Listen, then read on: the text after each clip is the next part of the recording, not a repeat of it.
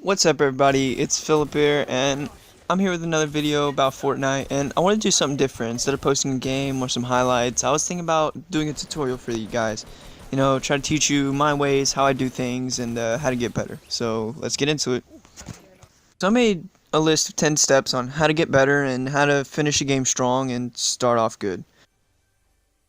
Step number 1 is go somewhere populated. Just don't wimp out. Like, maybe when you're first starting the game and you just need to get the basis of controls down, go somewhere small, but when you get farther in the game, it gets pretty boring, and you might as well just go somewhere big. When you go big places, it exposes you to the close range combat and how to handle all the situations. Step number 2 that I have on my list is getting good with that close range combat like before.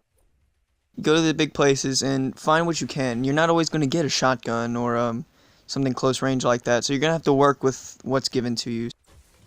In that case, you also have to learn how to manage your inventory efficiently. So if you start getting stacks of guns and you got band-aids in the middle and like a pistol in the front, your AR in the back, that's not going to work. You want to switch that out, you know.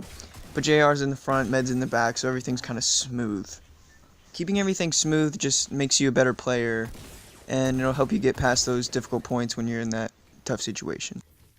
Step 3 is probably one of the most important ones, and it's when you're in a fight, just keep calm. Like, don't start hoping for your shots to land, make that happen. Focus on what you're doing, not the shot trying to land, if that makes sense.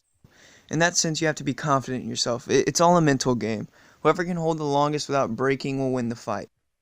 If you're in a 1v1 situation and you're sitting there worrying if your shots are going to land, the other guy's just dead on, locked on you, he's probably going to win the fight. So just keep it mentally stable. Step 4 is extremely important in game, and it's a skill that a lot of people don't really use when they start off, and that skill is build. You have to get tons of resources when you play this game because it's so important. It gives you one of the most important things in battle of anything is gives you that height advantage and keeps you protected of all times, of course. If you're in any sticky situation, you got that building key right there, and it helps you get out of many situations, and you couldn't do it without it. So with that height advantage, it also gives you protection from people below you. If you're above them, they clearly have the disadvantage and it's hard for them to kill you. So always build a base if you have to, or protect yourself. Step 6 is special because it's teaching you got to be patient sometimes. Like, for instance, if I'm looking around, I'm running to the zone, and there's a dude right next to me, but he doesn't see me, there's really no point in taking shots because he's already kind of ahead of you, and you're going to get caught by the storm anyway if you shoot him. So, if you see someone, stay patient until you have that clear shot. And always keep calm and confident, because once you get in the zone, it's just Battle Royale from there, whoever has the best aim and the skill. So.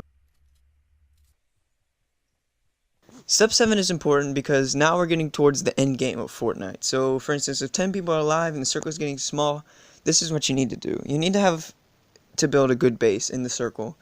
So, for instance, if you're in the circle and there's people around you, you need to build a base so you don't get shot in from all sides. So my typical go-to base is a 1x1 with stairs going up and up and up as high as I want to make it to get that height advantage over everybody else.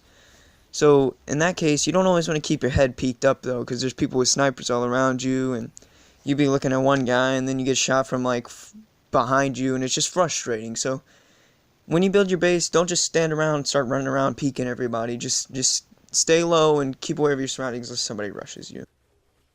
Step 8 is now we're in the end game. Once you build a base and you need to move, don't just start running around helplessly. If everybody else is bunkered in, just be patient and start playing the storm. If you need to rush somebody who has a really big base and it's your only hope, build up and over them with a thick, solid foundation of your base so it doesn't just get shot down. If you're going to rush somebody, don't be scared. Don't wait for it to happen. Don't change your mind, just go for it, because the longer you wait, the more likely they are to shoot you. Step 9 kind of reverts back to step 3 in the sense that we're trying to keep calm and patient, but this is always harder because it's the 1v1 final situation, and this is when you just have to use everything I've just told you. Build that base, keep calm, and stay aware of the circle, because if you start and get antsy or real jumpy, you're not going to win the fight, and you're going to have struggle winning the game. Step 10 is probably the best part. Is when you win, go crazy, share this to everybody you know, hit that button, return to lobby, then you want to hit play game, and then you gotta play for 2 in a row, because you can't just end on a win, you gotta go for 2.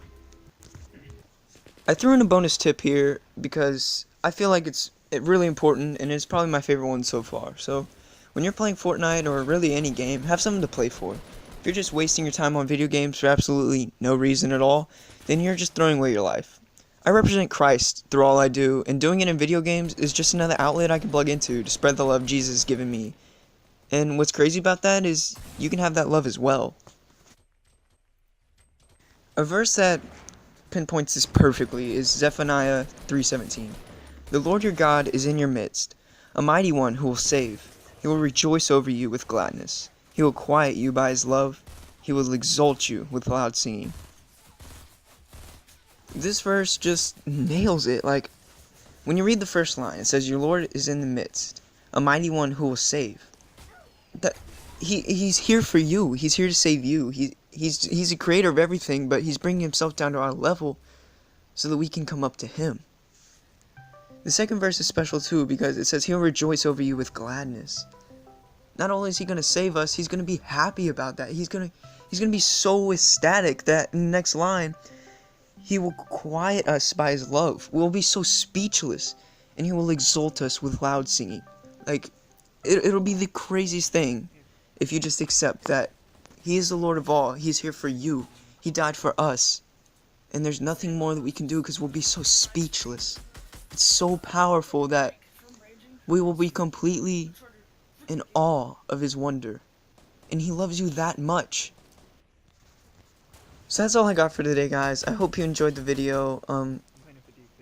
I added something new at the end here, and I hope you like that. And I think I'm going to start doing that at the end of all my videos, because I was inspired by actually this guy called Rhino Crunch, and you know, I felt like I needed to do something with my faith as well. So give him a shout out, because I'm just a small dude doing this, and he inspired me. So thanks for watching. Like, subscribe, and I'll be back for more.